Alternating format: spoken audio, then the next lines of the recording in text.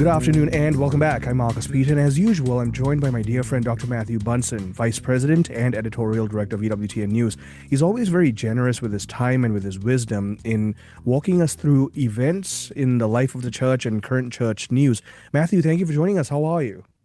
Privilege as always to be with you. Well, the privilege and honor is always mine. Uh, and I want to begin by saying that while you and I regularly connect virtually, we connect via phone, via Comrex, via internet, I am actually really pleased to see Pope Leo make a statement about virtual mass attendance. That's right. It's something obviously that has been in discussion really since COVID, when parish priests and whole dioceses had to figure out a way to have virtual masses. Now, that doesn't mean the masses didn't happen or they weren't real, but they had to figure out a way to broadcast, to stream, and everything else. And the problem with that is that once COVID was over, there has been obviously this struggle at times to get Catholics to come back to regular masses in person. And part of it is people fill their lives up with other things, or people just got lazy and they would simply watch the virtual stream from their sofas. And all of that leads up to what Pope Leo XIV had to say at his general audience just yesterday. And the point he's making is that active participation in the Eucharist cannot be replaced by anything that's virtual. So as he said, find the conditions so that even those who are unable to take time off work on Sundays may take part in the Mass. And so that's also a lesson for the church. I'm really glad that you highlighted all of those particular issues that people have faced. I, I unfortunately, I think inadvertently, one of the things that wound up happening during COVID was the lockdown protocols that the church initiated for broadcasting masses subtly communicated, and again, inadvertently, of course, that, Mhm. well, now this is an option you can consider based on your convenience. Yeah, and once people develop a habit, or once human beings fall out of a habit, sometimes it's very, especially good ones, it can be very difficult, very challenging to get people to go back to what had long been a routine of their lives. And I think you said something really important, Marius, and that the word unintentional. An unintentional message was sent that okay, once COVID is over, you don't necessarily have to come back. You can still watch streaming masses. Now, having said that, we also have to make note of the fact that there is a large percentage of the population, many of our listeners and our viewers, who may not necessarily have a chance to leave their houses. They might be shut-ins, they may be elderly, that sort of thing. In which case, these streamed masses really are a great gift. They're valuable. And I know that I hear myself from people all over the world expressing gratitude just for what EWTN broadcasts. And I know what the efforts that Ave puts into making sure that people can stay connected with the church.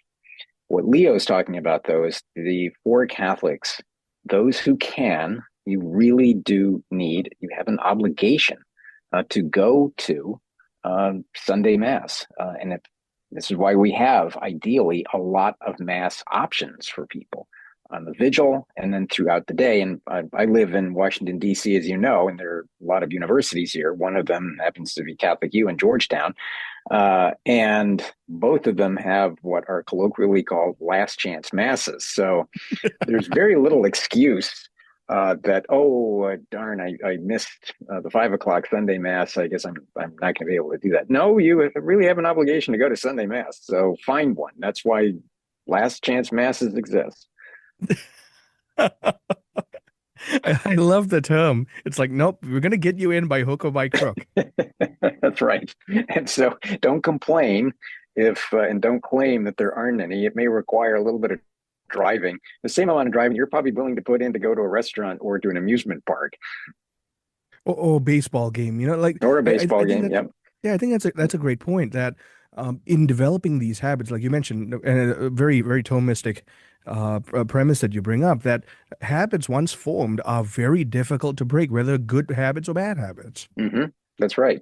And it's why the perfection of the virtues in our lives So much of it has to become habitual in our lives. And it doesn't necessarily mean that you're going to be free from temptation or anything else. But as you try to practice these virtues, the cardinal virtues in the most practical sense, that forming those habits. And I think one other really important point that I think that the Holy Father is trying to make here too is that in our lives, especially if we have family, that cultivating that habit as part of your daily life is very essential if you're trying to raise children who also will stay in the church. That the practice of Sunday masses, the practice of devotions, of prayers, of availing yourselves of the sacraments, especially the sacrament of penance, that if that becomes a centerpiece of your life, it is integrated into your daily life, it will stay with them in a way that is much more likely to be a permanent habit than if you are spotty in your mass attendance, you don't pray together, you don't do everything you can to raise Catholic faithful children.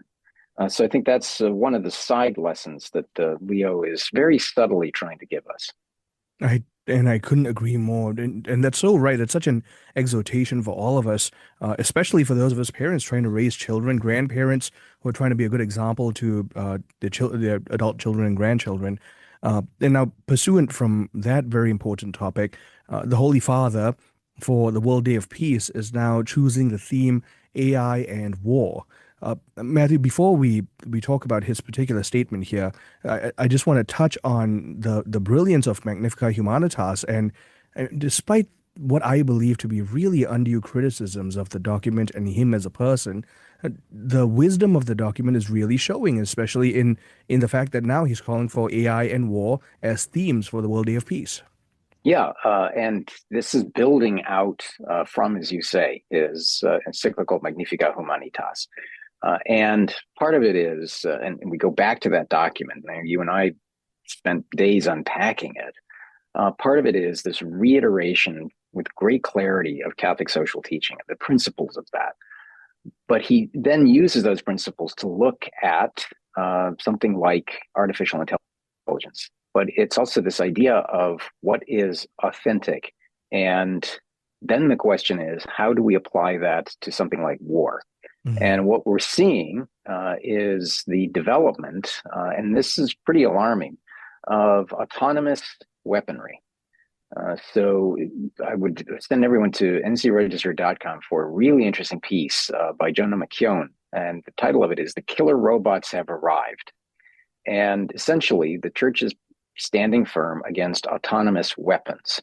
Now, this what they're called lethal autonomous weapon systems or laws. In other words, you push a button and these weapons, drones and other forms of armaments, of technology, go into a Terminator mode. And we know from the reality that what we would think of as just scenarios have actually happened.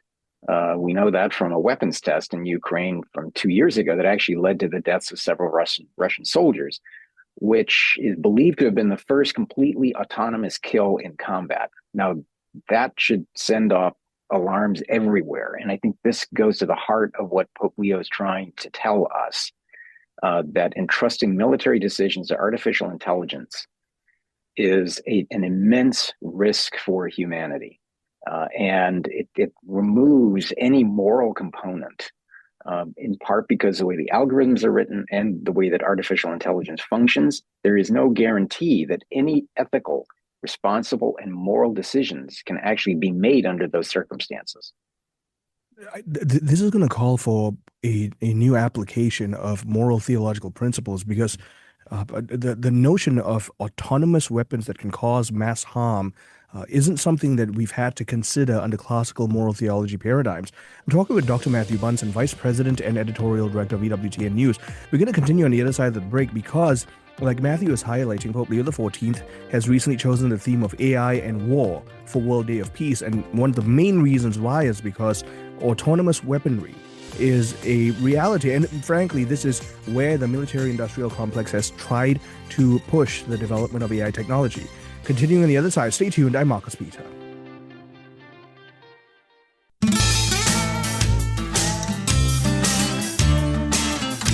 afternoon and welcome back. I'm Marcus Peter talking with Dr. Matthew Bunson, Vice President, Editorial Director of EWTN News, a dear friend and frankly one of the wisest, most salient individuals I know commenting on the life of the church right now. And Matthew, you were bringing up this extremely important topic of autonomous weaponry and large-scale autonomous weaponry.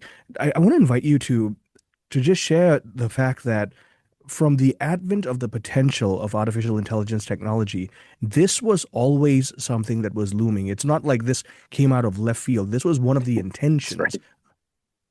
Yeah, you're absolutely right. And you're making a really important point that it's not like this technology suddenly emerged and no one had ever heard of it. And oh, what do we do now? Uh, the church has been warning about this for a very long time. Ethicists, moral theologians, and scientists have been warning about this potential development. And it isn't simply potential anymore, as we have seen just in the last 3-4 years, the leaps that have been made in the development of artificial intelligence have, I think, outstripped even the most, one can say, optimistic expectations of some of their creators. And it has raised this development obvious, severe questions of parameters, boundaries, limitations, guidelines. I mean, you name it. What sort of firewalls do we have in place? And I think that's one of the points that Pope Leo was making in Magnificat Humanitas, where he says that AI does not remove the intrinsic inhumanity of conflict. Indeed, it can only bring about conflict more quickly and render it. And here's a really important part: it renders it more impersonal, lowering the threshold for resorting to violence, transforming defense into threat prediction, and thus reducing victims to mere data. When you begin to objectify or reduce the human person simply to a series of data points within an algorithm that is operated by an artificial intelligence system, you are immediately removing the dignity of the human person, the right to life in that person, and ultimately virtually all forms of human flourishing. So this is an alarm, I think, that is being raised, but it's also, what I think is a series of opportunities that when we are faced with these challenges, as Pope Francis stressed, and now Pope Leo is stressing, this is an opportunity for us just to say, all right, let's come together and work our way through ways to deal with this that are ethical, that are moral, that actually defend human dignity, but that also reduce the risk of warfare, not heighten it. And frankly, just reinstate the reality of moral accountability. I mean, let, you almost wish Arnold Schwarzenegger was on speed dial so that someone could call him to reiterate the entire narrative of Terminator 1 and 2. This is literally what Skynet was all about. Yes, or I think I've mentioned it before, a very obscure 1970 film called Colossus, the Forbin Project, uh, in which the entire defense of the United States is placed in the hands of an AI system, of course, that discovers another AI system in what was then the Soviet Union, and the two AI systems join up together to try to take over the world. And the film, when it came out, was considered far-fetched, pure science fiction. And yet here we are with people actually contemplating how is there a way, for example, to hand over our national defense to an AI system? After all, it's impersonal. It can think far faster than humans. I mean, these are questions that we're looking at, what now, 56 years ago, that question was raised. And as you and I have said on a number of occasions, as depressing as it is, the worst, most fevered dreams of science fiction writers very often come true. And we have seen that in literature, we see that in science fiction films, and we are living through the emergence, the fulfillment of some of the worst fears of a lot of scientists and dystopian writers.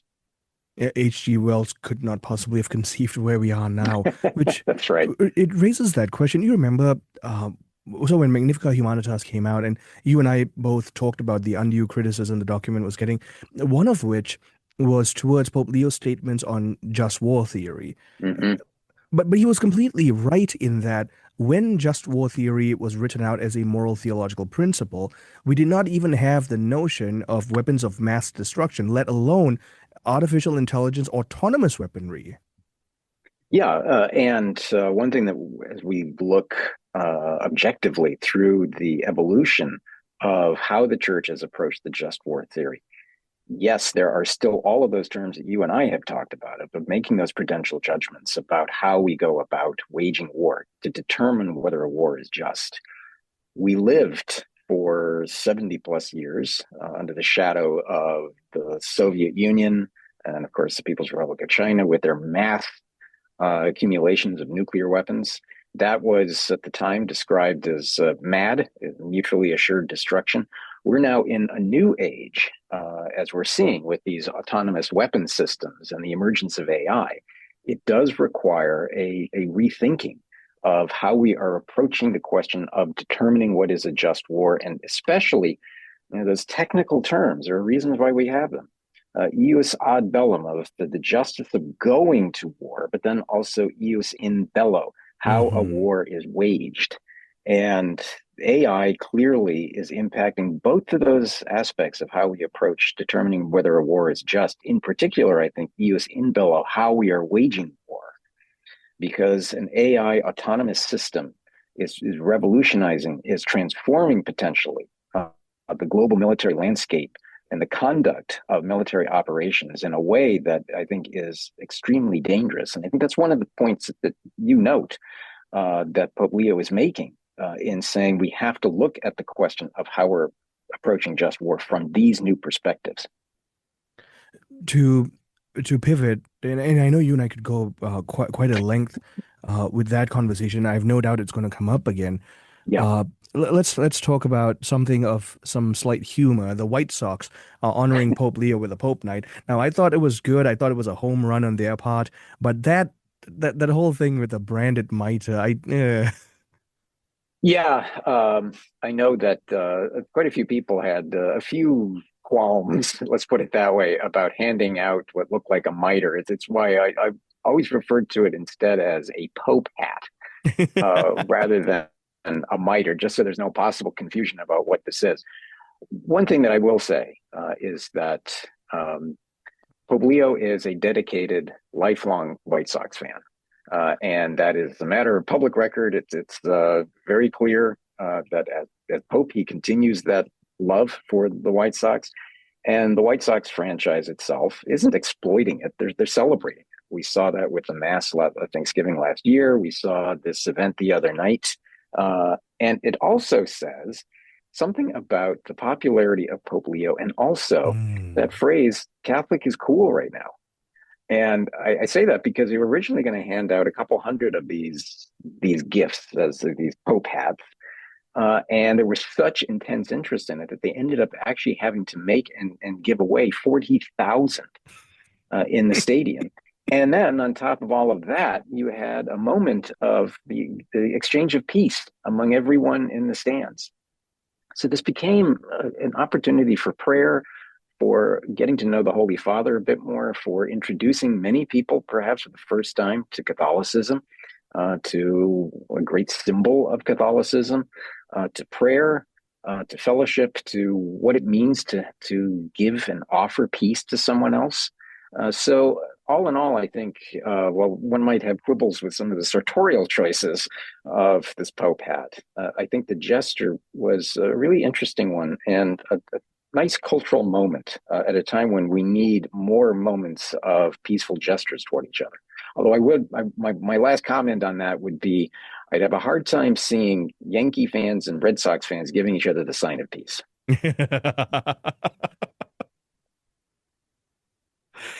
But I agree with you. I completely agree with you. And I have a feeling that they're throwing a fit about this whole thing that the Pope is a White Sox fan. But Right. there are no plenary indulgences for being a White Sox fan, right? As far as I know. Not that I'm aware of. Although I'd like to see how that would be written in canon law. Well, Matthew, thank you so much for your time. Thank you for your wisdom. Greatly appreciated as always. A joy to be with you as always. Looking forward to next week. My guest has been Dr. Matthew Bunson, Vice President and Editorial Director of EWTN News. We've been talking about a few things pertaining to Pope Leo's wisdom, and in particular, one of the things of real concern has been Pope Leo's concern for artificial intelligence being incorporated into war. Stay tuned. I'm Marcus Peter.